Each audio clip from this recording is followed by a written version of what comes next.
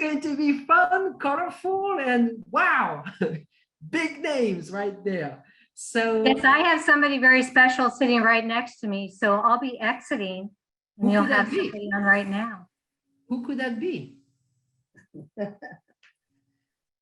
Surprise, surprise. Woo! I know. Oh, Hey, I hey, do it. sister. Hi, brother. wow. Hi, And Mario. Mr. Andretti as well. Well, wow. Thank you so much for being Hello with there. us. Hi, Thank Mario. Hi, So, Linda. Jeff, Hi, Jeff. Ciao. Hey, how we doing, Mario? I'm great. Great. Thanks, guys. Oh, me. I think you need to. When they asked me to do this, I said, I don't know if I can control what's getting ready to happen here. So I basically I'm saying I'm washing my hands of what is ever said here, or, I don't know nothing. I'm trying to say, I don't know nothing. What does he mean by Hey, that, Mario? Go ahead. No, what I mean by that right there is you folks have been around this sport for so long. And I think Mario's trying to get this thing right. There you go. There you go. Now you Hey, can see the girls. Yeah, there you Best go. looking That's what I man wanted in to do. racing. He is that for sure. And Mario, if you don't mind, I'm gonna go to Linda, the lady first. Ladies first, and that's the way it should be. I know if we're both gentlemen. And Linda, I mean, I know you have done a lot of telling people about what racing has meant to you throughout your entire career, because you have been the first lady of stock car, IndyCar, any type of racing. Your name is associated with it. Well, being with Mario has been one of the biggest parts of my life. We've shared it together, haven't we, Mario? I've gone to all his races, and especially when we won the Formula One. But probably Indianapolis is one of the most exciting races we've ever won together, been together and worked together with Andretti and the whole family, Deanne and all the kids. And it's just, we're like brother and sister. And I said, all these years, we still are. You know what? I like to actually interject something, Jeff. How I met Linda. We met, it was 1963 in Daytona. And I was driving a midget, and there was where was it? Volusia Speedway there. Yeah, Volusia. Right? Yeah, about a couple of miles from the track. Anyway, quickly, they had two events, and actually the car was owned by Bruce Homeyer, if you remember, a Custom Hot. And so anyway, all of a sudden, just before the feature starts, we had the heats in and everything else. Here shows AJ Foyt, Roger McCluskey, Bobby Marshman, and Linda Vaughn. And Parnelli. Oh, and Parnelli. Okay. And so anyway, I said, oh my goodness. I mean, royalty is here, and now what to expect, so obviously, if I had ever been nervous about going into a race, this was it. And but anyway, this is how we met, and we got all these guys. They're checking my car. There was Roger McCluskey was checking the cross weight on the car and everything. And guess what? I won the race. Yes, he did. And I won $1. I bet AJ was going to win that race. I still have that $1 I won from AJ Foyt. I bet on you. I bet on that you. Was so that was saw you race. And So it was at the racetrack. I picked a winner. Yeah, so Linda, what you were telling me right now, you're one of the reasons why AJ does not like Mario. I wouldn't say that at all. You made money I off wouldn't of say it. that at all. Over the years, we've had to put up with AJ, but you know what? These two raced each other, and Mario really admired AJ, and AJ was jealous, and who cares? Because AJ had to learn the hard way, because he shouldn't have called him the Wop, because Mario went out there and whipped him, and I loved every minute of it. But they used to put me in the middle, so I don't know if you remember Mario, but I invited y'all to my apartment for dinner down in Atlanta. We're going to have that IndyCar race there. And I didn't tell either one of you who was coming, but Lloyd Ruby helped me get y'all there. So Lloyd Ruby was in the middle of it. I had AJ on one side of the table, Mario on the other side of the table, and Booper and I made the most wonderful dinner. And you know, that night when y'all all left, you're in much better frame of mind and much nicer to each other after that. So I was worried about the both of you, especially the way AJ would snarl at you. And I thought, we got to put a stop to this. I said, yeah, he's come here to race you and you race him. And you went on and showed everyone what you could do and still did. And then won the World Championship. So you know whose side I was on. No, AJ and I are good now. Yeah, I know you're We've good been good now. for a while. We're BFFs. Well, Yeah. y'all needed to have that dinner at my house because Lloyd and I both were worried about y'all. And you know what? It Yeah. really worked. You didn't have to worry because I could run faster than him. I wasn't worried that way. Catch me if you can. Hey, real quick, Mario, you know, you were talking about being in Florida. Go back to that race that you won at Daytona and tell me what that was like, because I see the car on the wall behind you and it made me start thinking about, at that point in time in your career, was that the biggest win that you had? Or how would you rank it, put it that way? Well, yeah, I mean, yeah, as far as the magnitude of the event, yeah, for sure. I think you know, I had already competed at Indy, but I had not won yet.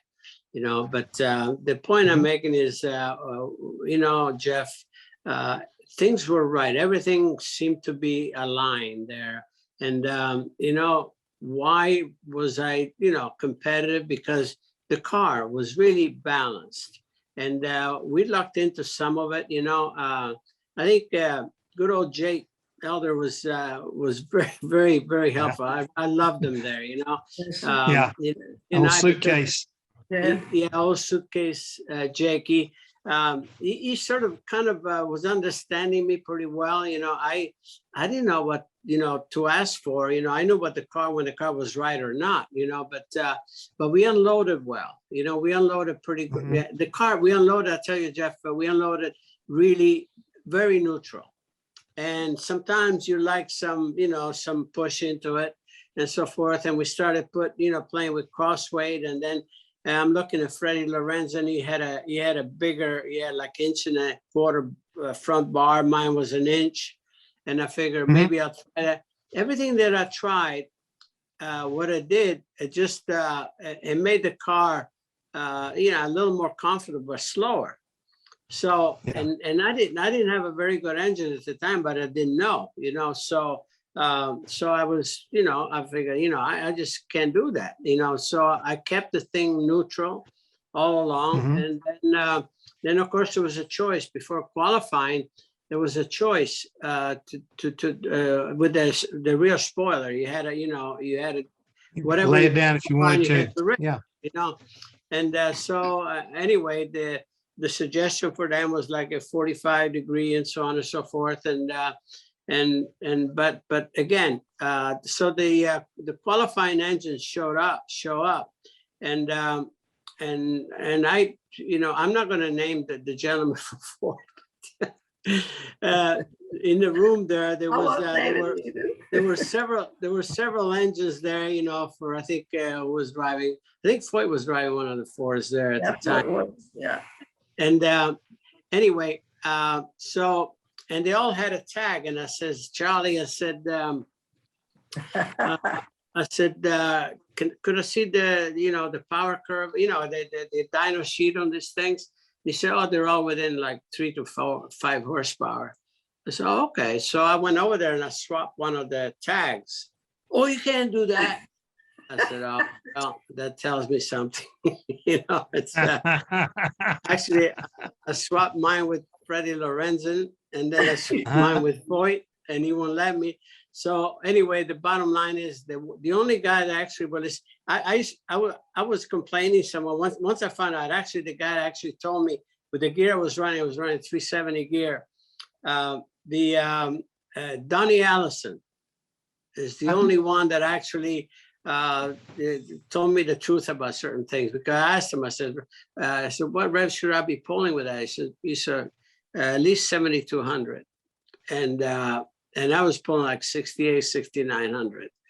And so anyway, so I'm complaining to John Hallman, because Ralph says, you know what, I'm not political, you know, I can't help you there. And so anyway, before you know, I got an engine from Engine and Foundry. You know, it was an experimental engine, and that was in a qualifier. But I was scuffing tires at pole speed, what Turner had done, quite honestly. And Right. the Firestone guys will say, holy macro, you know. I said, you know what, this thing feels pretty good. But I resisted putting the steeper the spoiler, you know, because I like the speed, but I had no idea what it was going to be in traffic, you know. So anyway, long and the short is, the thing really went really quite well. And I said, okay, I said, I'd like to race that engine. He said, and you know, and John said, absolutely not. I says, you'll do 20 laps and it's gonna, you know, it's gonna blow. And so, believe it or not, and I didn't even know until quite a bit later, Waddell Wilson, did the engine for the race, for my race. Good old Waddell, I tell you. And he was one that was never given credit, because I didn't even know. I didn't know. Nobody told me that. And I tell you what, in the race we were flying, except that I had to really, really play it pretty cool in traffic and so forth. You know, I had, you know, I didn't dare have too many cars on the outside of me, you know, to pull me around. So I was riding the rim quite a bit most of the time. And but you know, I could overtake and lead. They let me lead because, you know, in those days, you know, they figure you're burning up more fuel and everything else. But that was a comfort level for me. And that's it. I mean, we led 118 laps, you know, so it was not a lucky thing. And in fact, on the last pit stop, they held me in because I come in and Freddie was running second, and they let him go out first. And I caught him. And you know what I could call that now, Mario? 40 Shades of Gray, because I was right there in the middle of all of that. And everything you've been saying, I just relived in my mind. And, you know, in Homan and Moody, what cars they built was fantastic. My roommate was the secretary to John Homan. So I went over and watched them build your cars. And I was so thrilled when you got that ride. And the way you smartly drove it, you were impeccable. You did everything right. I'm so proud of you. I mean, actually, you know, Darrell Waltrip wound up with that chassis, and he put a Mercury. Oh, yeah. But I don't know. There was something there. Like Ralph told me that they changed the floors were lower. I don't know. I mean, I forget what he was telling me that was different, and we didn't know what to really credit the car for. But I could, you know, you can't really usually run a loose car, but what I could do that. In fact, I was smoking the right rear sometimes up on the banking, because quite honestly, I don't remember ever turning left. I mean, you know, as soon as I hit the banking, I had to just correct a little bit. You know, I mean, but it was drivable. It was really drivable in that sense. You know, I felt the back end. I mean, I could have probably, you know, in any situation, I could have spun it pretty quickly, but I was kind of aware of how much on edge I was. But the fact that it was fast, I figure, you know what, if I'm here at the end there, I have a shot at it, you know, and obviously it worked out. Yeah, it definitely did. Linda, you know, when it comes to Daytona, you know, that's where I met you and everything, you know. And when was the first time that you got to come down there? Was it when Mario was there? Or No, it did was the you year migrate? before. I had won Miss Atlanta Raceway, and they had invited me to Daytona to ride in the Right. pace car representing the Atlanta race, because right after Daytona, they'd all come to Atlanta. So I got to be a part of the visiting parade laps. And then 62, I won Miss Firebird. So I was the official fuel. So I got to hang out with everybody and watch Mario come in and watch. It was just absolutely the most wonderful time of my life. If I had to do it all over again, I'd do the same thing I did, because it was so exciting and wonderful. And although my check was only $25 per weekend, to me, that was $250 a day. I mean, it was magnificent. $25 got me there, and it kept me there for the whole year. And then when I won Miss Firebird again, I met George Hurst. So Daytona was the reason that I am where I am today. Thank you, Daytona, Bill France Sr., for having me there, because without Daytona, I don't think I would have ever made the moves that I made. So I have to give credit to Daytona, absolutely. You've represented them in the sport well. I got Y'all my were NASCAR talking rig about, done. yeah, you're talking about, some other Indy drivers being around there at Daytona at that time. Why was Daytona so popular for a lot of the IndyCar drivers at that period? Mario, I mean, was it just something to do because, I mean, your IndyCar season didn't start till later on in the season, or, really what was it?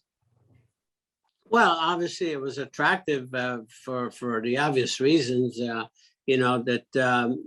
for some of us drivers, the ones that actually paved the way were like AJ Foyt, Parnelli Jones, by crossing over. So I figure, AJ's going there. I said, man, maybe, that's what I want to do too, So you're curious, and I had a great relationship with Ford, because right in my rookie year at Indy in '65, I had that new Ford, the double overhead cam engines, and so on and so forth. And so and with that, I had that great relationship. And also I was part of the Le Mans program, which started in '66. And so whenever I would, express a desire to do a race like, of course, like Daytona, they put me with the best team, with their number one team. And how sweet is that, so to have those opportunities, it's golden, as I said before. I was interested in pretty much everything. As you could see, at that time, I was already dreaming about Formula One, and the following year I debuted Formula One at Watkins Glen, and I was lucky enough. Here I was with one of the top teams, Lotus, and I put the car on pole in my very first race. So, to be with a top team is the only chance that you have to really have any kind of result. And I knew that pretty well, in that respect. And so I just love to move around and experience, sports prototypes. I won Daytona with and at that time actually it was a 6 hour, because it was during the fuel crisis. They cut the 24 hour to 6 hours. And I mean, I was on pole a few times there. And again, I just, that was all what I love to do, to move around. And I think it helped me overall, as far as, just developing, as much skill as I could, to be able to deal with different situations, whatever's thrown at me. What a lot of what helped me a great deal is dirt track racing. And I even drove stock cars in the dirt, by the way, USAC stock cars, Boyd, Johnny, Johnny White, all those guys. But anyway, and to have the opportunity, to experience all that, I mean, that's how sweet it is. I wouldn't change that for anything in my career. I quite honestly, I mean, my specialty were really, I like single seaters, open cockpit, but I enjoy doing all of it, at the end of the day. What's so wonderful is I was at all of it with you, Mario.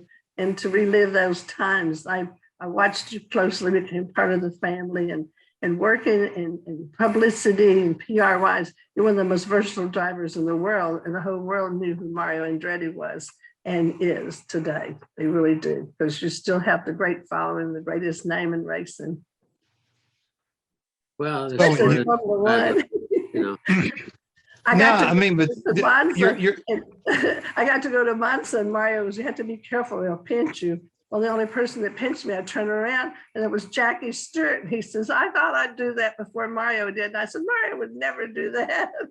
But you won the World Championship, and I got to announce you at Watkins Glen, and to come out in the pouring rain and you were tearing those visors off, and the way you handled yourself, just like Jenny Clark said, how wonderful you are. I was so proud to be there when you won the World Championship and brought it back to America. And there goes one, AJ, you never got to do, because he couldn't fit in that Formula One car by then. And I have to pick on him because he's been my hero too, as you know. But I was so proud to represent the American man named Mario Andretti from Italy that set the world's record and came back to the United States, the world's champion. I cried. Look at me, cheers to glory. Linda, you know, I can't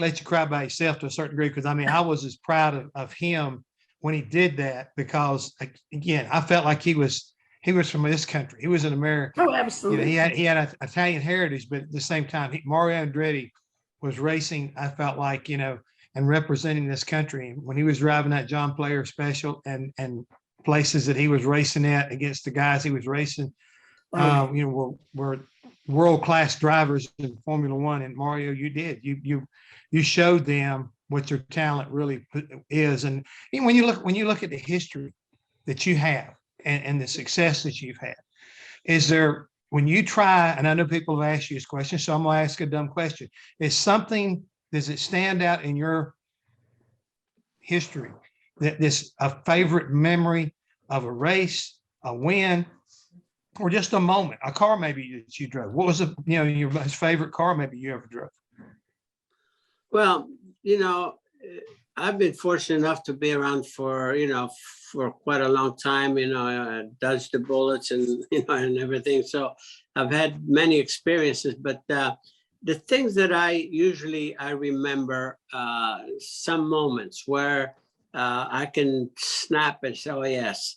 I'll give you, for instance, when in back of my mind, you know, even when I was driving a midget, you know, I was in 1963, actually, I won 3 races in one day, 3 features within that 24-hour day before the 12 o'clock, you know, bell rang.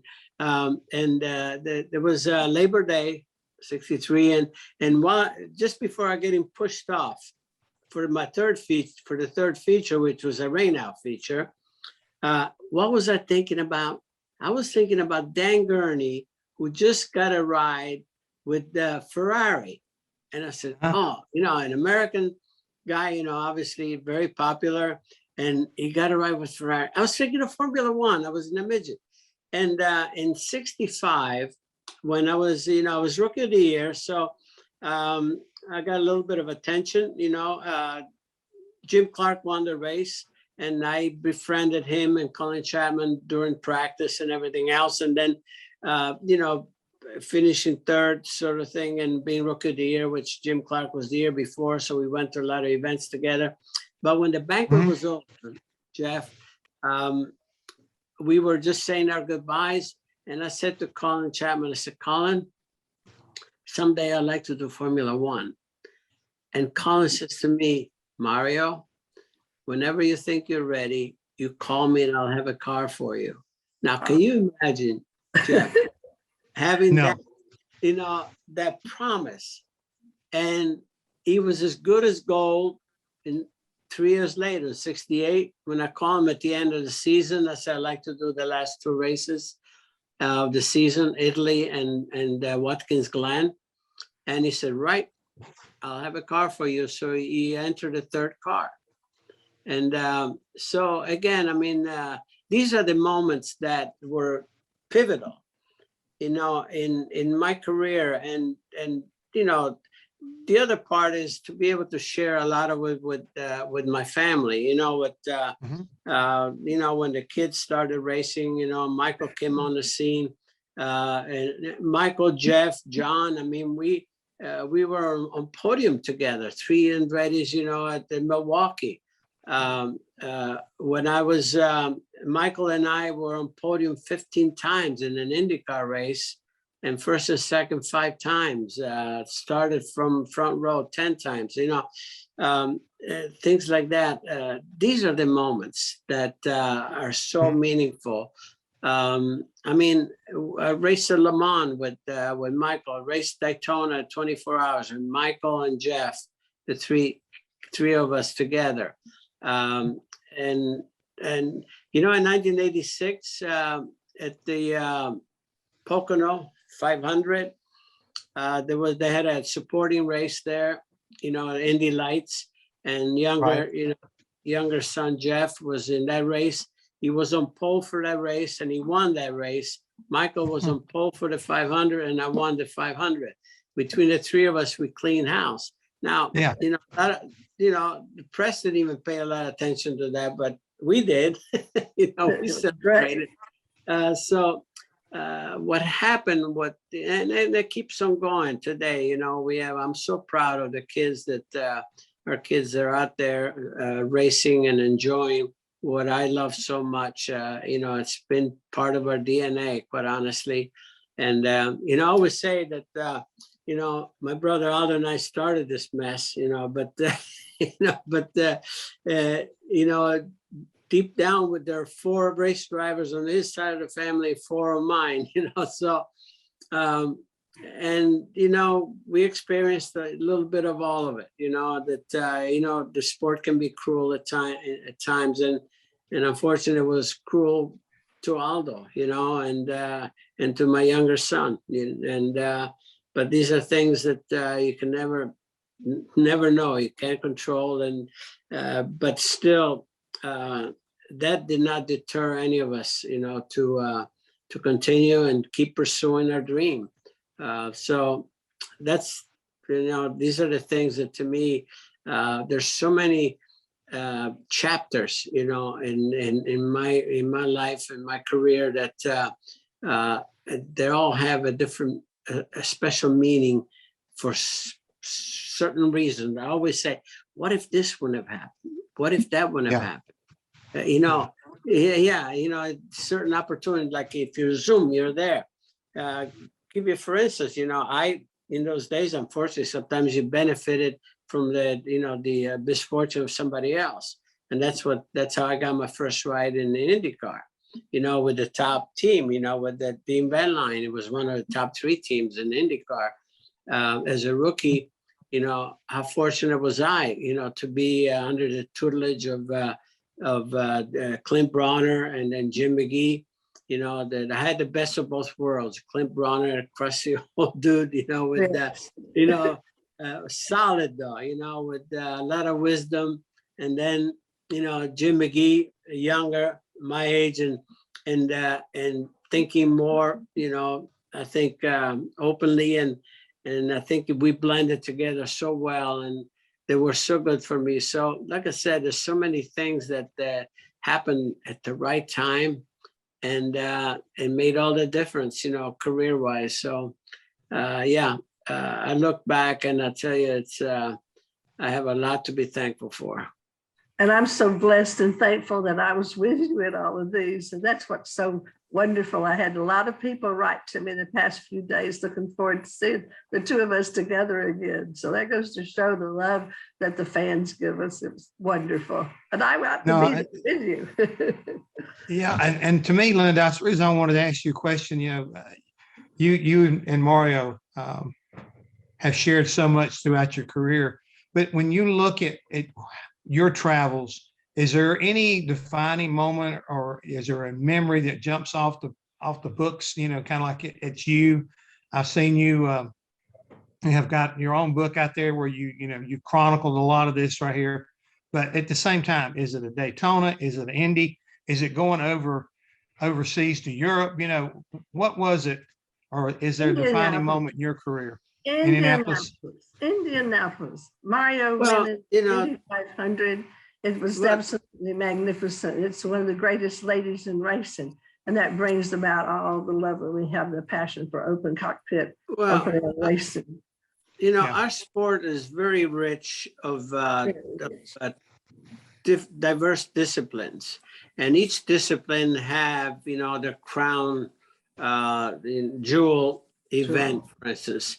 You know, Indy cars, of course, Indianapolis, stock cars, Daytona, sports prototypes, it's Le Mans, and Formula One is Monaco. You know, when you go to any of these events, it's special, of course, but you know, you know, what's interesting is this, but you do the same thing.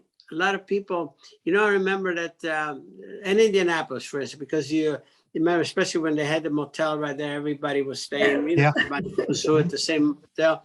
And the night before the race, they see you out at 9:30. Shouldn't you be in bed because, you know, tomorrow? I says, no. I said, I go to bed the same, you know, same time as I do any other race. Oh, it's 500. I said, I treat every single race the same way, because if I would treat any other these special events in a special way in preparation, that means I'm doing something wrong everywhere else. You know, so you know what I mean. You have to put things in perspective. Yeah. You know, you're in Monaco, okay, this crown jewel of Formula One. Why? Because of obviously, you know, there's so much history to it and all that. But, you know, whether I'm Monaco and Argentina, preparation is the same. You know, and the same thing, you know, with stock car sports prototypes. You're lucky to be able to be attending some of these events, and there's a lot more glamour to it, obviously the ambiance and all of that, but that's outside of the track. You know, when you're in a race car, it doesn't make any difference. It doesn't. You know, they're all important. They're all exactly the same. And that's the way I look at things. It's a good way to do it. We've got a lot of folks that have tuned in here today, our attendees, and a lot of them are basically saying, we like Mario, but we love Linda. Just so you understand where we kind of rank right in there. They don't even mention me, so that's a good thing. Oh, I love But- Mario. Yeah. I accept that. Yeah. But That's okay. there's one question here, kind of like there leads to two different ones, and I'd like to get these out there to you, Mario. You know, what future do you see for Formula One in the U.S.? And the other question is from Frank, and he asked, any stories about your interaction with Enzo Ferrari that we might be interested in? Well, I mean, first of all, Formula One, I think, is really it's going to have a solid home in the U.S. probably better than ever. There was a period where Watkins Glen was the go-to place for Formula One, but all of a sudden it just they didn't keep it up to standard, and that's it, and evaporated. And every race after that was like a you know, a temporary course. So the word temporary was exactly that. So I did. Long Beach was huge, but again. Now with COTA, with in Austin, with the facility that's built, with the state of the art, and up to absolute spec for Formula One, and then coming up Miami, that's going to surprise a lot of people as to the presentation that they're going to see there, and the infrastructure that they're building for that. So all of this investment is for the long term, and the only thing that's missing so far is an American driver in Formula One.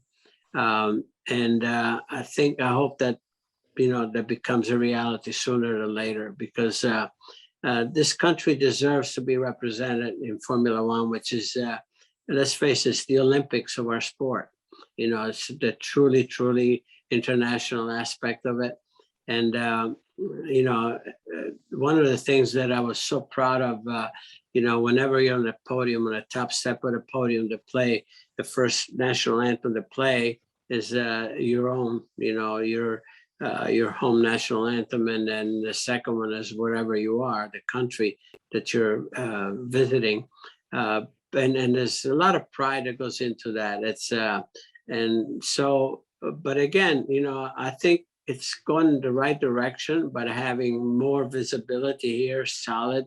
I think it's going to hopefully encourage some of the teams to look at some of the talents that we have here in IndyCars. I think if you talk to Jimmy Johnson, he would know, he would tell you just a couple of the guys that he would think that would cut it in Formula One, given the opportunity. And so again, I think that's good stuff for the future. I mean, things to be looking forward to.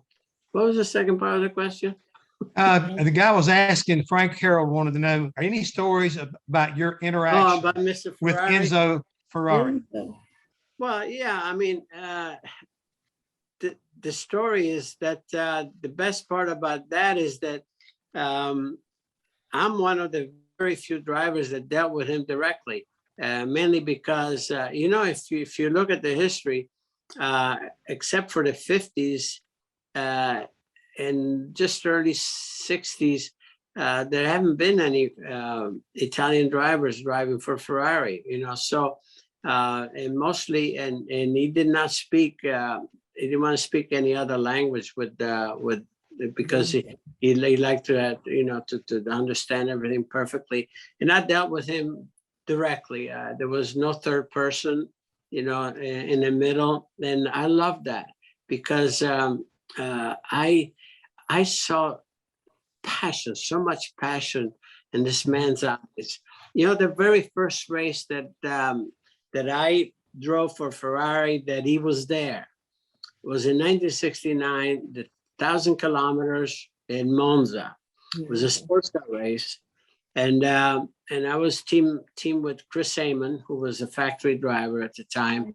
Very good, very fast. And Mr. Ferrari was there because he only used to go only to Monza. He didn't travel much outside of Italy. And so anyway, and was my you know, second time there because I tested in '68 with a Formula One car. I knew the track, but with the sports cars, they ran part of the banking, which was really interesting.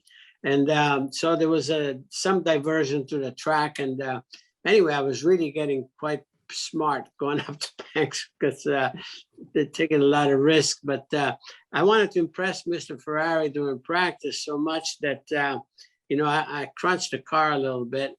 You know, I spun at one point, and you know, that I didn't do anything mechanical, just the body. So I drove back and I figured, well, I hope I have a return ticket to the States. You know what I mean? I'm thinking, you know, okay, buddy. And when I drove in slowly, and I see him, he's there with his hand right in his vest like this, like he always did. And he had a smile on his face. And, you know, I didn't realize what that meant until much later is he never faulted a driver that really tried like 110% sometimes, you know, what you do. Yeah. You know, he just, he appreciated when you gave it all, and now and then you're going to go over the limit, and, you know, you're going to do something, you know, you're going to bring back a steering wheel, but he, you know, that's why he loved Gilles Villeneuve. I mean, Gilles Villeneuve, I think, crashed more Ferraris than 10 other drivers put together. And I mean, he was just, that guy was unbelievable. You know, it was a lion out there. But, you know, I was making some mistakes, but Mr. Ferrari didn't care. And that's one thing that you can see, that's a real racer, you know, and you know, these are the qualities that you see in an individual. They're so inspiring to me, and then to be able to have had direct chat, you know, direct contact, and when he would call me to invite me to it, like, you know, the very last Formula One race that I drove in 1982. There was 82 was a terrible year for them. They lost both, you know, their team drivers, At first, Jill and then Didier Pironi. And coming down to the last, couple of races of the season, he asked me if I would drive Monza. And I said, well, of course, I will. And I put the car on pole and I led until almost the end. And then the turbo on the left side pitched on me, but I still finished podium. So I finished third. And but when I was testing at the test track in Furano, which is right next to the factory, he was there watching every minute. And I, the last run of the day, actually I set a record. I had the qualifying, tweaked up the engine. There was a turbocharged engine. That time, it was the qualifying spec was 1,100 horsepower. And I mean, that thing was unbelievable. It was like, having a rocket behind you. And Yeah. And the smile that I saw in him when I pulled in, and that record held for 8 years on the track. And Michael Schumacher broke it, yeah. But moments like that, like I said, and with him, they were so precious to this day. Mario, I still have my precious Ferrari. It's because of these guys. I bought a Ferrari. I got a 246 GTS, chairs and flares. It's just magnificent. I still have it. Everybody keeps trying to get it from me, but it was just a part of all of our living back then. And I love it like a child. I call it my baby. I still have it. Thank you, Mario. Linda, what do you think about 3 million? We'll steal it from you. I don't know. Tell Bobby Rahal that he's interested in it. I've had several things inquire, but that's my baby. He can afford it. He can afford it. But it was one of the best investments that I've ever made, and buying my house out here in California. So I figured if I sold both of them, I could go back home to Georgia and build me a fort. Getting ready to say you probably can. Hey, real quick, Linda, Charles Custer asked a question here, and I think it's pretty pertinent. With all the years you've been around the sport and all the great drivers like Mario and, it goes on and on and on. You've learned so much about how these guys approach their craft. If you were going to make and give advice to young drivers coming into a sport, what would you tell them? I mean, because again, you've been around world champions and Indy champions. What's the one thing that these winners have that they need to learn? It's your passion. Pursue your passion. Stay focused, work hard, and believe in yourself first, and go for it. I mean, same thing in drag racing, IndyCar racing, Formula One racing. It's a passion. It is our true passion. This sport is our passion. I think that's why I'm still single. All my passion, I think, goes along with all these races.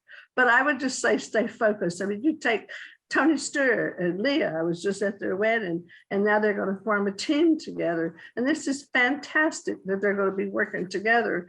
And she's one heck of a race driver and stays very focused. And I think they'll do well, as Tony did well, both in IndyCar and he even can drive a top fuel dragster now. I've been watching those guys. And I just think if you're focused and stay true to your passion, if you'll go a long way.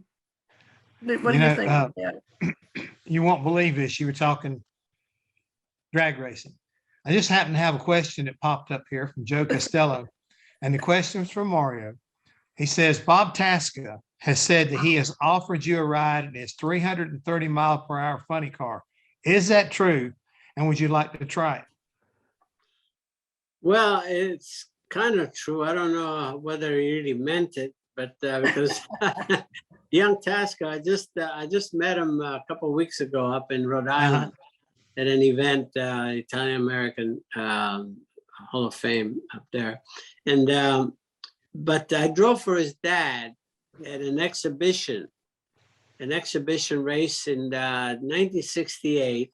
The day before Indianapolis, I was asked. Actually, Ford told me that I should do it because Bob Tasca was the biggest Ford dealer in the United States at the time. Mm-hmm. And he had a, I think it was I don't know what class it was. I think it was super stock or something like that. It was a big Mustang, Right. a Mustang, but I think it was doing like 140, 150 or something miles an hour at the time. And I never driven one. So I arrived there. Actually, we landed on the strip, because I had to get right back. And there was during intermission, I did an exhibition with Frank Murata. He was that time, he was a national champion in that class with Camaro. And so we were going to do 3 out of 5, like 5 runs. And so he red lighted in 2, but I beat him 3 out of 5, in other words. And that was pretty good. Actually, the speed, I think, was right in there. And I was getting to like it. But that was my experience. That was my only official experience. And it was not actually official, but it was during an NHRA weekend. Whether like, to answer your question, whether I would drive a Top Fuel, I don't know. I mean, I'll try anything, right? Sounds like 30 years. Oh, is that a funny car or Top Fuel? Oh, It's a funny car. It's a funny car. Funny. Yeah. Yeah. The body Yeah. closes down on you, but it's Yeah. still. Well, it doesn't matter. cockpit. Yeah, but funny car is 300 miles an hour, so Yeah. sounds good. Or Top Fuels. You think that might get your Roy attention? Hill School of Driving. Maybe we should go on the salt flats with that. Yeah. Yeah. I was also going back through, checking your bios and stuff out. And I found this video, and it was just this past year. And Linda, I know you've probably been here. So I've been here, and I think it's one of the coolest things I ever got a chance to go to. And that's the Goodwood Festival of Speed. And in 2021, you hadn't been there yet. No, I've been invited. Jennifer Rebson and I were going to go, and something happened to the airplane. Not once, not twice, but the third time I told her, well, let's get off of this plane. So that's why we didn't go to Goodwood that year. And I was so upset and disappointed. I really would love to go to Goodwood. I really would. You need to, and Goodwood needs to, have you there. But Mario, you did something I thought was remarkable, was getting in 5 different cars and driving them there. And to me, every one of them had a story to go with it. How much fun is it to go back and kind of like have those kind of memories and give an opportunity to showcase them at a place like Goodwood in front of so many other legends and more particular, I think more particularly is the people themselves in that unique setting. It's an amazing event, Jeff. I mean, it's the third time. Yeah. I get invited, just about every year, and sometimes there's always a commitment here that keeps me here. But this time it was clear, and they were celebrating the the versatile, they call it, the I don't know, the Masters or something. The drivers they were, and so many of the cars that I've driven in the past were in the paddock there. And everybody who walked by, am I going to drive my car? So as you say, I drove quite a few, and including, my world championship winner, which is owned by Zach Brown, and it's really well prepared and all that. But the one that really, I got to tell you, that was phenomenal, in 1954, Jeff, we were still in Italy. And my brother Aldo and I, some people, some friends took us to Monza to witness the Italian Grand Prix. And my absolute idol, my first idol, was Alberto Ascari driving Ferrari. And that's it. I mean, at that point, I always said the mold was cast. I mean, from there on, there was never a plan B, in life. That's where, the dream began, to become race drivers and whatever. Guess what? That car that he drove was there. And I mean, it's amazing. It looked magnificent. And the gentleman that owns it, does not allow anybody to drive it. You know, he drives it himself. And so obviously I was invited there to sit in it and so forth. And people was, had me to say, oh, get a limo, drive. So he couldn't say no. And he says, Mr. Andretti, he said, the drivetrain is very delicate. You know, it's because, everything that I got into, I do burnouts and everything because you're the starting line and just burn out in some of these cars. I don't know if the gearbox will last. But anyway, I'm having fun. But usually I respect this one. But what an experience! I mean, you talk about going full circle in life. Can you imagine? I was 14 years of age, and I said, by the time I'm 80, I'm going to be driving that car. Can you imagine? Right. No. The car was beautiful. I mean, it was such a dream. I was just in cloud nine driving all the way up the hill, in that car. But what an event. I mean, that cemented everything, for that event. Mm-hmm. And Roger Fensky was there, by the way, also. It was, he was driving one of his Porsches there. But it's a fabulous, you talk about, I don't think there's any other place in the world where you see so many of the vintage race cars of the different decades, right? All the important decades, they're all there. And there's so much passion from people that own them and so forth. And then the ambiance is so relaxing. There's a lot of families, kids, and the thing is, it's 3 days of just beautiful celebration, if you will.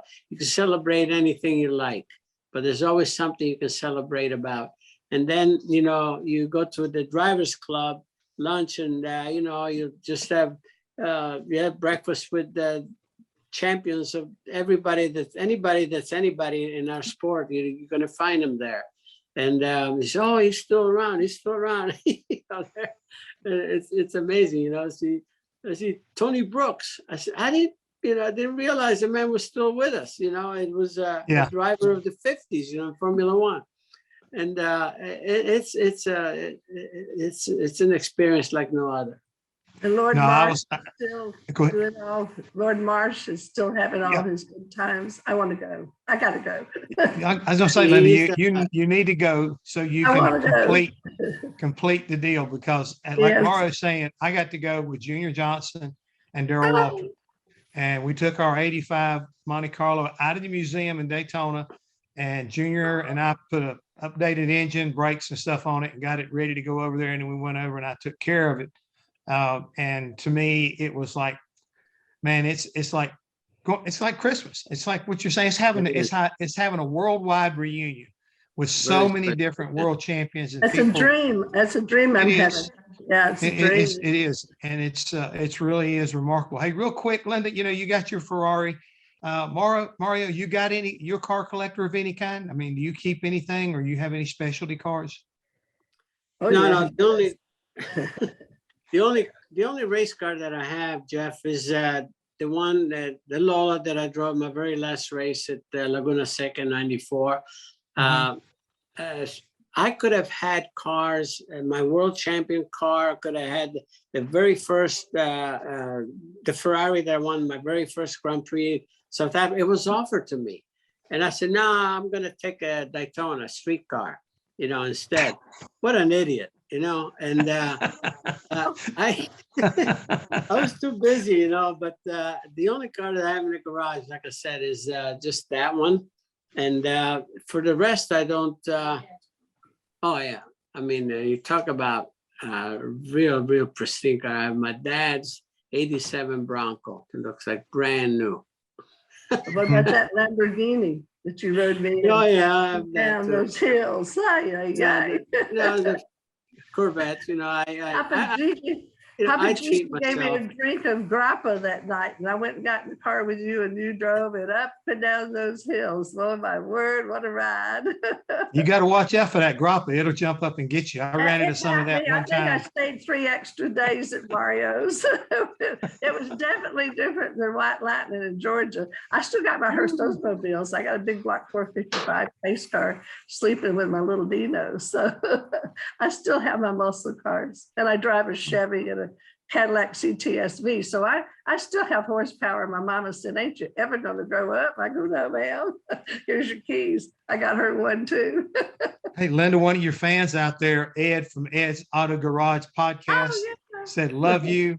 And he turns right around and says, "Hey, would love to have Mario as a guest on Ed's Auto Garage podcast." So I'll let you handle that, Linda, as far as, getting maybe Mario hooked up to talk about some more of his stories. But the other thing that amazes me, Mario, and again, I've been privy enough to be around you at numerous times during the course of my career and you being in racing like you have.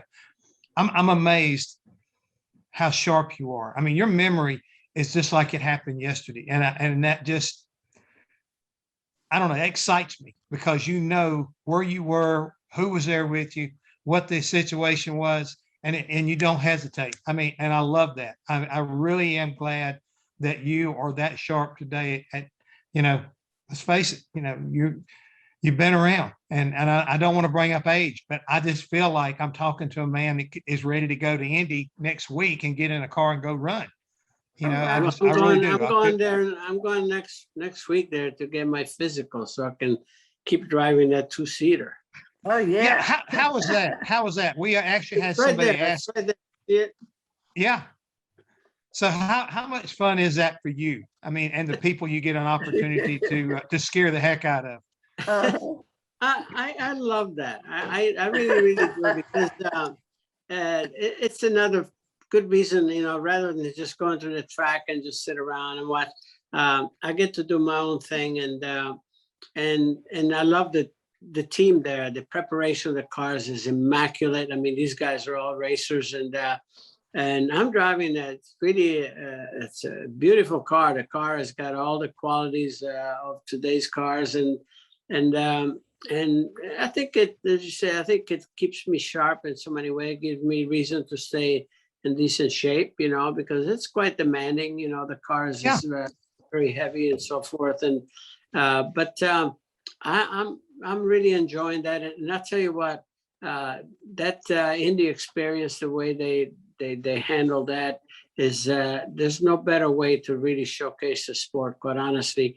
But just from the comments you get from individuals that experience the ride with you, whether it's the celebrities or whether it's just any regular fans and so forth, Right. that they all come away with a totally different perspective, a different feeling about what the sport is all about. Because I guarantee you that, we give them a ride that, I have, we have this driving schools and everything else, and they'll never be able to drive, as fast as what we give them a ride. Even in some of those driving schools, and I'm involved with one with Bob Lutz. So anyway, I'm loving it, for all those reasons that I told you, and let's keep doing it. And boy, you still look good in your racing uniform. All the girls are all gathered out. Go take pictures. Mario still looks great. Well, let me say this in closing. I'm going to find out where you're going to be driving, and I'm going to figure out some way to get to an IndyCar track so I can get a ride with Mario Andretti and make that part of my bucket list. I'd love to ride with you. I really would. This has been wonderful. You two are the best ambassadors for motorsports in the world. Love both of you to death. Francis, thank you. Judy, thank you for allowing me to interact with these folks for an hour. What a great honor. Oh, it was absolutely awesome. Loved everything. Wish we could continue on. So, Mario, thank you so much. Linda, we all love you. My pleasure.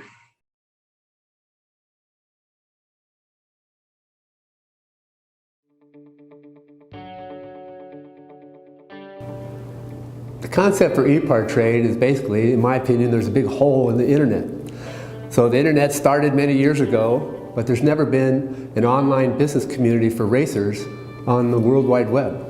The need for e-part trade is actually quite obvious. Basically, people in the business of auto racing need a place online to hang out and get their problems solved. It's extremely simple for a buyer or for a supplier to interact on the platform. The first thing you need to do is sign in, which is free.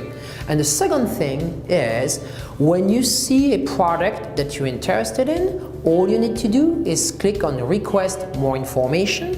If it's a company, you click on request more information, and then from there, it is forwarded directly to the buyer or to the supplier. You can go to epartrade.com, you become part of a community of businesses in racing, and it makes sourcing products much easier than just on the internet or using Google. At ePart Trade, there is no e-commerce. It's literally a connection just like at a trade show. So now, any time of the year, a buyer could reach out to a supplier through an email. More than that, it's a place to go just to keep current every day. So it's a good place to start your workday in your racing business or in your offices of your professional race team. And you know you're current when it comes to new technology, industry news, technical papers, technical videos, all of that and more. We're not looking for a million hits per day. All we want is people who are really the volume buyers of racing products in the racing industry to be part of the little world of e-part trade. We have racing businesses participating from around the world. So you get suppliers from around the world, you get buyers from around the world. ePart Trade really eliminates having to travel, closing down your shop. Now you have a place to showcase globally your racing product and technology.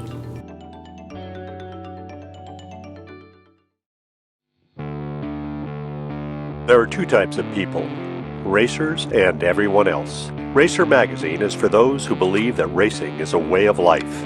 Racer embodies the excellence that defines a sport driven by passion, courage, and ingenuity. Get 1 year of both Racer's print and digital edition for only $39 with instant access to our entire digital issue archive. Subscribe now at info.racer.com.